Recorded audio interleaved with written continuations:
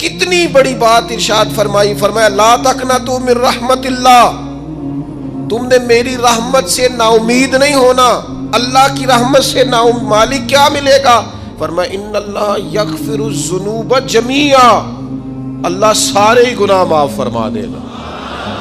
تو جن لوگوں کو اللہ کی رحمت پر، نبی کریم علیہ السلام تشریف فرما ہے، امام غزالی نے لکھا ایک بدو آ گیا، دیہاتی سادہ آدمی، سادے بندے بھی سادے ہوتے ہیں، ان کا بھی اپنا طرز زندگی ہوتا ہے۔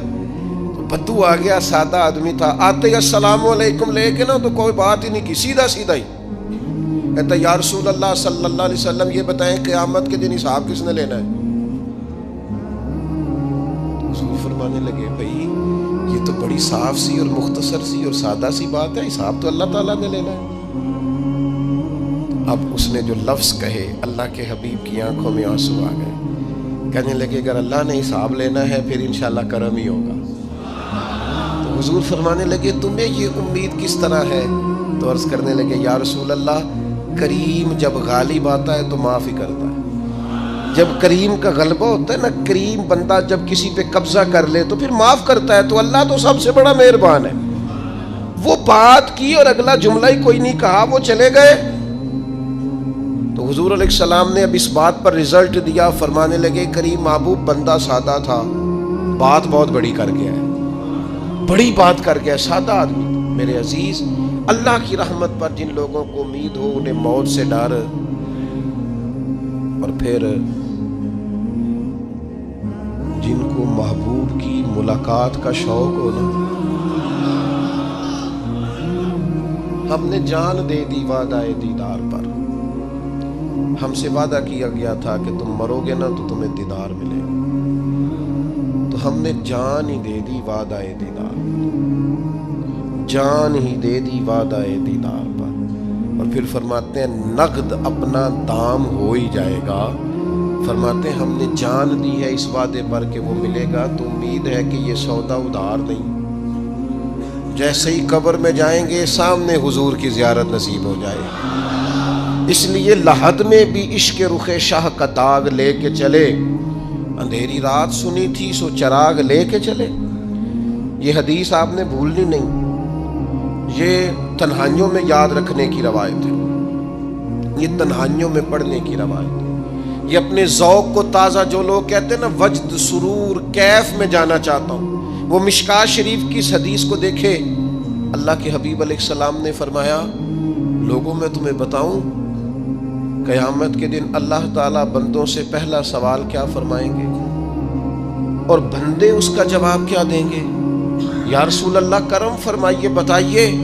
تو کریم فرمانے لگے اللہ تعالیٰ قیامت کے دن بندوں سے سب سے پہلا سوال، اگرچہ بعض اور احادیث میں اور سوالات بھی آئے ہیں قیامت میں جو سب سے پہلے ہوں گے، لیکن اس حدیث میں یہ والا سوال حضور نے بیان فرمایا۔ حضور فرمانے لگے اللہ قیامت کے دن اپنے بندوں سے سب سے پہلا سوال یہ فرمائے گا کیا تم میری ملاقات کو پسند کرتے تھے؟ اوئے ہوئے ہوئے، کیا تمہارا ملنے کو جی چاہتا تھا؟ کبھی اے حقیقت منتظر نظر آ نہ لباس مجاز۔ اقبال کہتے ہیں تیرے کرم اتنے ہیں دل کرتا ہے تجھے دیکھیں، کبھی کبھی اے حقیقت منتظر نظر آ نہ لباس مجاز میں، لاکھوں سجدے تڑپ رہے ہیں میری جبین نیاز میں، تمہارا دل کرتا تھا مجھ سے ملنے کو؟ حضور فرماتے بندے عرض کریں گے مالک بڑا دل کرتا تھا۔ تو پھر اللہ فرمائیں گے یہ گفتگو کی معنویت تو دیکھو یار، اس کا حسن تو دیکھو۔ اللہ پھر پوچھیں گے کیوں دل کرتا تھا تمہارا؟ دل کرتا تھا تو کیوں کرتا تھا؟ عرض کریں گے مالک اس لیے کہ ہمیں امید تھی کہ تو معاف بھی کر دے گا، رحمت بھی فرمائے گا، اس معافی کی امید پر دل کرتا تھا تو ملے۔ حضور فرماتے ہیں پھر رب فرمائے گا مجھ پر واجب ہے، میں نے اپنے کرم سے واجب کر لیا ہے کہ آج تمہیں جنت عطا کروں گا۔ یہ جو ملاقات ہے نا، ملاقات کہ وہ ملیں گے، ان سے ملاقات ہو۔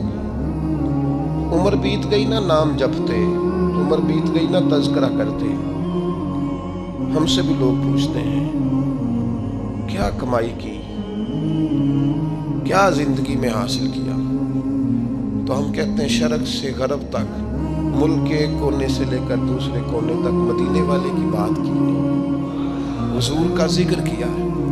نبی پاک کے اور میں اپنی حیاتی تو قربان تھی، وہاں ساری محمد محمد پکیندے گزر گئی ساری۔ یہ اعزاز ہے، یہ کرم ہے۔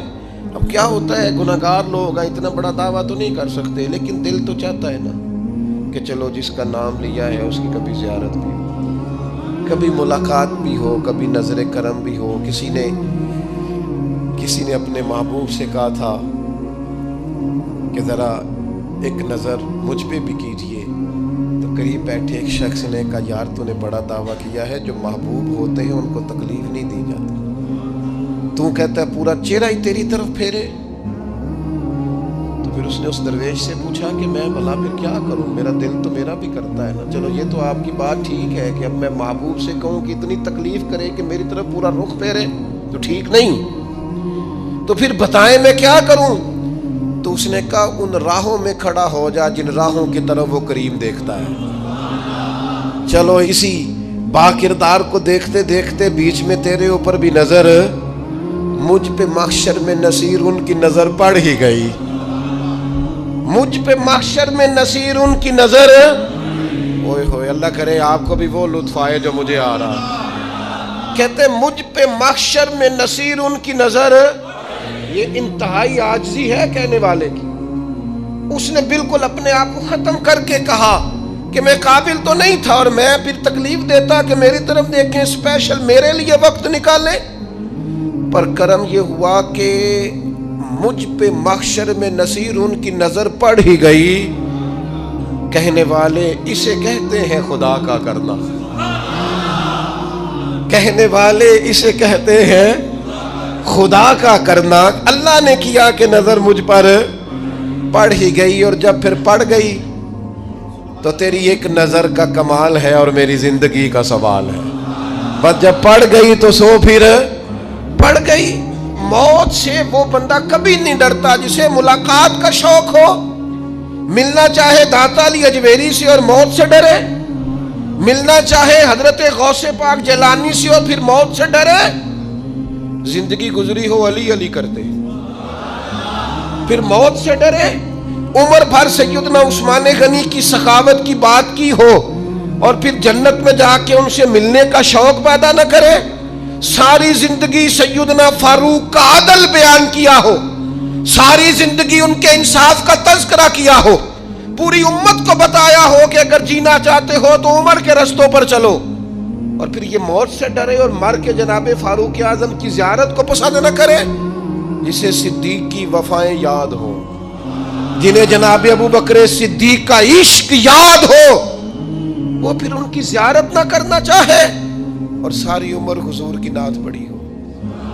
مانا نہیں آتا تھا پھر بھی کہا بلغ العلا بکمالہ کشف الدجی بجمالہ حسنت جمیع خصالہ صلو علیہ والہ سے نہیں ترجمہ آتا تھا، پر جب بھی کو پڑھتا تھا یہ بھی جھومتا تھا، مولا یا صلی وسلم دائماً۔ میں آپ کو بتاتا ہوں، توتلا آدمی، توتلا اور دیوانہ مجذوب بیچارہ، سمجھ نہیں، توتلا بولنا بھی ٹھیک نہیں آتا۔ مجھے نماز کا سلام پھرا تو وہ جلدی آ گئے، وہ ایک مجذوب آدمی تھے، سادے تھے، تو سلام لی تو کہنے لگے میں گل کرنی سی، تو میں نے ان سے کہا کہ تھوڑی دیر کے بعد ملتے ہیں۔ سادہ آدمی ہے، اللہ مجھے معاف کرے، میں کوئی نقل تو نہیں ان کی اتار سکتا، اس زبان کو ہم توتلی نہیں کہتے، ہم اس زبان کو بلالی زبان کہتے ہیں۔ یہ بڑی خوبصورت زبان ہوتی ہے، یہ جو توتلے لب و لہجے ہوتے ہیں نا، وہ جب بچہ پوری طور پہ اماں نہیں کہہ سکتا، توتلا ہوتا ہے تو کوئی مزہ آتا ہے اماں کو اماں کہلوانے میں۔ جب وہ پوری طور پر باپ کو بابا نہیں کہہ سکتا اور توتلا ہوتا ہے تو کوئی مزہ آتا ہے کہنے میں۔ وہ جب دادی نانی دادا کہتا ہے تو دادے کا دل کرتا ہے یہ 100 بار کہے، چونکہ اسے کہنا نہیں نہ آتا، لیکن اس توتلاہٹ میں جو اس کو لطف آتا ہے۔ مجھے بڑے لوگ آ کے شعر سناتے ہیں، میں نے بڑے خوشگلو نعت خانوں سے زندگی میں سنا ہے، وہ صاحب میرے پاس آئے اور میں نے کہا بعد میں ملیں گے، تو سادہ آدمی ہے، مجذوب ہے، پورا شعور نہیں رکھتا، مجھے کہنے لگا مصطفیٰ جان رحمت کے بعد، مصطفیٰ جان رحمت پہ لاکھوں سلام کے بعد، یعنی معنی یہ تھا کہ سلام کے بعد، تو اب بڑے بڑے سریلے بندوں سے بھی بندہ سنتا ہے میرا دل کرے، اور میں نے جان بوجھ کے ان سے کہا اے دوبارہ کیا جائے ذرا، کیونکہ توتلے تھے نا. میں نے کہا تو کہنے لگے مصطفیٰ جان رحمت پہ لاکھوں سلام کے بعد او میرے عزیز یاد رکھو ساری زندگی حضور کی نعتیں پڑھی، نبی پاک کے تذکرے سنے، اب موت سے ڈر جائیں؟ حالانکہ موت تو ایک پل ہے، پل سے گزریں گے تو سامنے اللہ کا دیدار بھی ہوگا، مدینے والے کی زیارت بھی نصیب ہوگی. تو زیارت ہوگی اور ہر نظر کانپ اٹھے کہ محشر کے دن خوف سے ہر کلیجہ دہل جائے گا، اوڑھ کر کالا جبہ وہ آ جائیں گے اور سارے محشر کا نقشہ بدل جائے گا. یہ موت کا خوف نکالنے والی چیزیں ہیں، ڈر. اچھا مجھے ایک بات بتائیں، یہ میں امید کی بات کرنے لگا ہوں، چلیں اب یہ بات تو مشکل ہے پر کرنی پڑے گی، مجبوری ہے. کبھی کبھی ابا جی سے مار بھی پڑ جاتی ہے بندے کو، گھر میں کو 2-4 لگ بھی جاتی ہیں، تو اس وقت نا جو سب سے بڑا سہارا کسی کو نصیب ہوتا ہے وہ یہ ہوتا ہے کہ اللہ کرے اماں گھر میں موجود ہو. اور میں نے دیہاتوں میں کئی مائیں ایسی دیکھی ہیں جو بیٹے کے حصوں کی مار کھاتی ہیں. ابا نے ڈنڈا لے لیا ہے بیٹے کی غلطی پہ، اب اماں بیچاری سامنے ہو گئی ہے، 2-4 اس نے بھی کھا لی. یہ بات آپ سمجھیں، موت کا خوف نکالنے کے مفہوم میں بات عرض کر رہا ہوں. اماں موجود ہو نا گھر میں تو ابا سختی بھی کرنے لگے تو کسی وقت احساس ہوتا ہے کہ جناب یہ سختی نہیں ہوگی کیونکہ میری اماں، اور اماں پوری وکیل بن جاتی ہے کہ نہیں تو نہیں پتا وہ ہو گئی غلطی، وہ فلانے دے منڈے نے خراب کیتا ہے، حالانکہ ہو سکتا ہے اس نے اس کو بھی خراب کیا ہو، لیکن وہ اماں وکیل ہے، وہ وکالت کر رہی ہے اور وہ بے لوز کر رہی ہے. ہوتا ہے ایسے. اس بات کو سمجھ لیں اچھے طور پر، موت کا خوف نہیں، ڈر نہیں، اس لیے کہ گھر میں ماں موجود ہو تو باپ کا ڈر نہیں ہوتا. تو قبر حشر میں تو رسول کریم موجود ہے، وہاں تو نبی کریم موجود ہے، وہاں تو اللہ کریم اپنی رحمت فرمائے گا بندوں پر. اس لیے خوف نہیں، پینک نہیں، اپنی غلطیوں کا احساس ضرور کریں، اپنے اعمال پر توجہ ضرور دیں، لیکن موت کے خوف تلے دبتے نہ جائیں. انشاءاللہ صبح قیامت کرم ہوگا. میرے نبی پاک علیہ الصلوۃ والسلام نے تو فرمایا ہے بس ہم نے ایمان کامل لے کے جانا ہے دنیا میں. حضور نے فرمایا ہے جس طرح 14ویں رات کا چاند چمکتا ہے اس طرح میرے غلاموں کے چہرے چمکیں گے قیامت کے. اللہ کے رسول صلی اللہ علیہ وسلم فرماتے ہیں جسم کے جن جن حصوں پر وضو کا پانی لگتا رہا وہ قیامت میں چمکیں گے. دور سے لوگ ان کا نور دیکھیں گے، پتہ چلے گا وہ محمد عربی کے غلام آ رہے ہیں. یہ کرم ہوگا صبح قیامت، یہ عطائیں ہوں گی. اس لیے مومن موت سے ڈرتا. سیدنا بلال حبشی رضی اللہ تعالیٰ عنہ، آخری وقت ہے، نزع کا عالم طاری، اور یہ گفتگو دیکھیں غلاموں کی. آپ کی اہلیہ رو پڑی، کہنے لگی ہائے ہائے افسوس. حضرت بلال فرمانے لگے کیا ہوا؟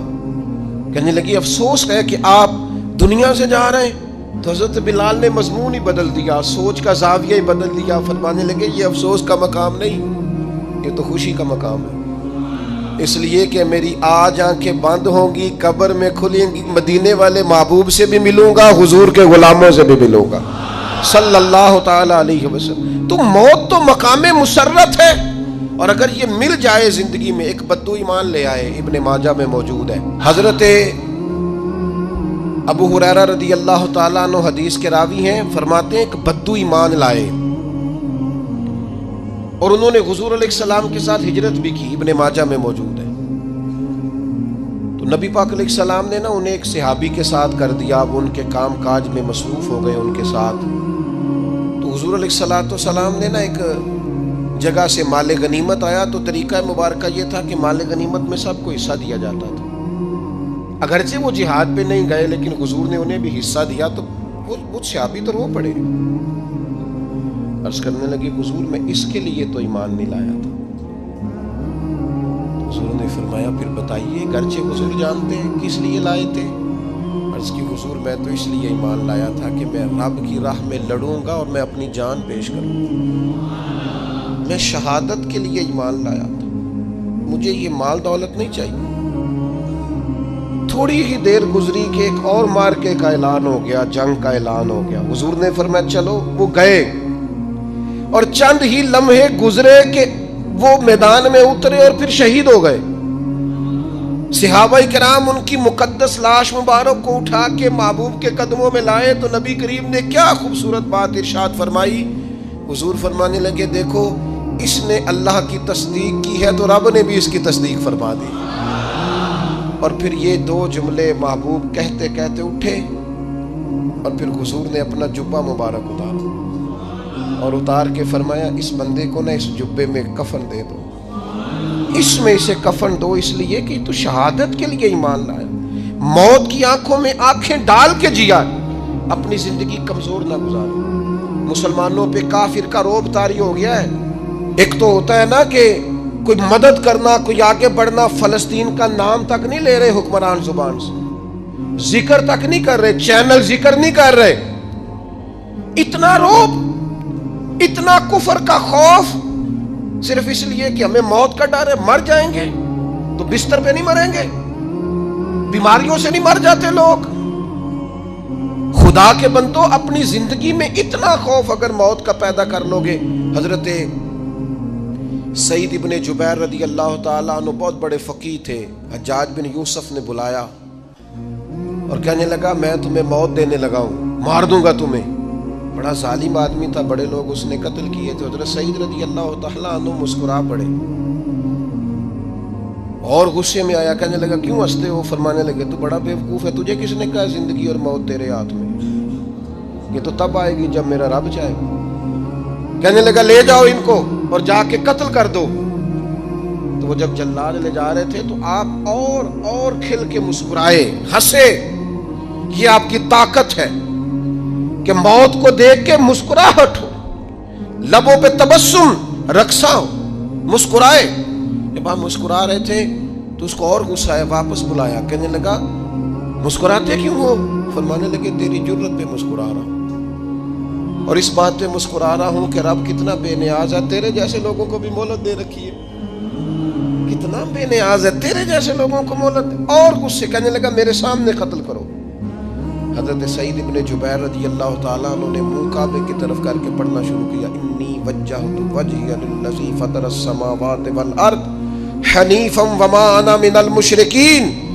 آپ یہ پڑھ رہے تھے تو کہنے لگا اس کا منہ کعبے سے پھیر دو.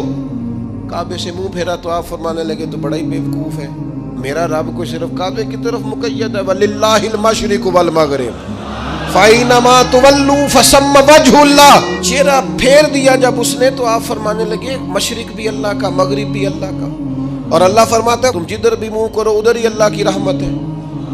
یہ پڑھا تو اب اس نے لٹایا, اور جب وہ آپ کو قتل کر رہا تھا تو حضرت سعید ابن جبیر کی ایک زوردار آواز گونجی. فرمایا یاد رکھنا مجھے اسی طرح قتل کرنا جس طرح تم خود قیامت میں قتل ہونا پسند کرتے ہو. میرا آخرت پر یقین کامل ہے, محشر میں عدالت لگے گی, میں تمہیں قتل کروں گا میں. حضرت سعید ابن جبیر کی وہ جرت تھی کہ دربار سارا لرز گیا حجاج کا. حضرت سعید ابن جبیر رضی اللہ تعالیٰ عنہ کہنے لگے اللہ اسے میرے بعد کسی پر مسلط نہ کرنا, میرا قتل آخری ہو, میرے بعد نہ ہو. ڈر گئے لوگ, سہم گئے. اور وہ جو جلاد آپ کو قتل کر رہا تھا اس کے بھی ہاتھ کانپ رہے تھے. اتنی جرت, موت کا ایک منٹ کے لیے خوف نہیں.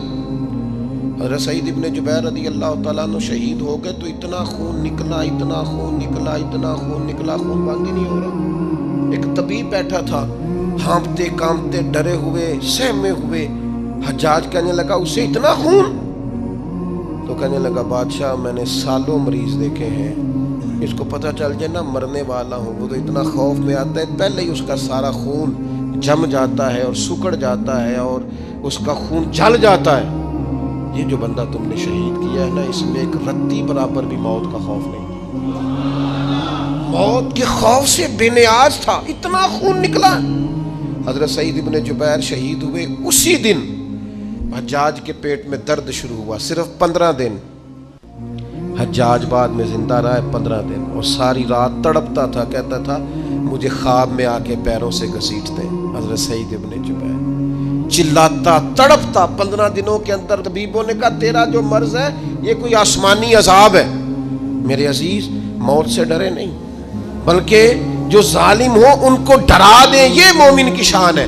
اب اپنی زندگی کے اندر سے موت کا خوف نکال دیں، تاکہ زندگی کے جو دن ہیں وہ جیے تو جا سکیں، وہ انسان مضبوطی سے وقت سے گزار سکے۔ حضرت علی شیر خدا رضی اللہ تعالیٰ عنہ نا وہ جیکٹ نہیں پہنتے تھے جنگی، جو کمر پہ پیچھے لوگ پہنتے تھے نا، تلوار کوئی مارے تو زخم نہ ہو۔ تو کسی نے مولا علی شیر خدا رضی اللہ تعالیٰ عنہ سے فرمایا پشت پر آپ وہ جیکٹ نہیں پہنتے لوہے کی؟ آپ فرمانے لگے پشت تو دکھانی نہیں تو کہنے لگے موت سے ڈر نہیں آتا؟ فرمایا بالکل بھی نہیں، اور فرمایا مجھے بالکل ڈر نہیں آتا کہ میں موت پر آ گروں یا موت میرے اوپر جا گرے۔ ہم تو شہادت حضرت خالد بن ولید رضی اللہ تعالیٰ عنہ ایک دن نوجوانوں کو خطاب کرتے کرتے کہنے لگے موت سے کبھی نہ ڈرنا، میں نے ساری زندگی جنگوں میں گزاری ہے، میرے وجود پر ایک ذرہ بھی جسم کا حصہ ایسا نہیں جس پر زخم نہ ہو۔ اور جو کہتے کہتے رو پڑے، فرمانے لگے یہ بات کرتے کرتے رو پڑے، فرمانے لگے دیکھ لو زندگی ساری میدانوں میں گزاری ہے، لیکن شہادت اللہ تعالیٰ نے میرے لیے وہاں نہیں لکھی تھی، یہاں اللہ تعالیٰ نے اپنی رحمت کے لیے موت میرے لیے لکھی تھی۔ تو یہ تو اللہ کا کرم ہے۔ قریب ایک بزرگ صحابی اور بیٹھے تھے، فرمانے لگے آپ کی نیت شہادت کی تھی، انشاءاللہ آپ قیامت میں شہیدوں میں ہی کھڑے کیے جائیں گے۔ تو میرے عزیز خوف نہیں موت کا۔ آخر میں 2-3 گزارشات عرض کرنی ہے۔ ایک تو میری آپ سے گزارش ہے، جنہوں نے ابھی تک قرآن مجید کی تلاوت شروع نہیں کی، وہ ابھی سے آج سے 10 منٹ ٹائم ہو تو مسجد میں بیٹھ کے ایک رکوع پڑھ کے جائیں، قرآن مجید نہیں چھوڑنا۔ رمضان کا تعارف یہ ہے کہ شہر رمضان الذی انزل فیہ القرآن، تو قرآن مجید سے دلچسپی۔ دوسری میری گزارش ہے راشن بانٹنے والوں سے بھی کہ مہربانی کریں لائنوں میں لگانا چھوڑ دیں، اور لینے والوں سے بھی میری عرض ہے کہ اللہ تعالیٰ سارا سال عطا کرتا ہے، 3-4 ہزار کے لیے کیوں اپنے آپ کو آپ تکلیف میں ڈالتے ہیں؟ سارا سال اللہ دیتا ہے۔ اور پھر میری آپ سے یہ بھی اپیل ہوگی کہ طبیعتوں میں حلم پیدا کریں، بردباری پیدا کریں، یہ بڑی ضروری چیز ہے۔ مثبت سوچیں لائیں، روزہ ہماری تربیت کرتا ہے۔ اور پھر آپ سے یہ بھی اپیل کروں گا رمضان شریف کی مقدس گھڑیوں میں صرف اپنے لیے نہیں سوچیں، امت کے لیے سوچیں، بالخصوص فلسطین کے مسلمانوں کے لیے کم از کم دعا مومن کا ہتھیار ہے، وہ تو جم کے کریں اللہ کے حضور۔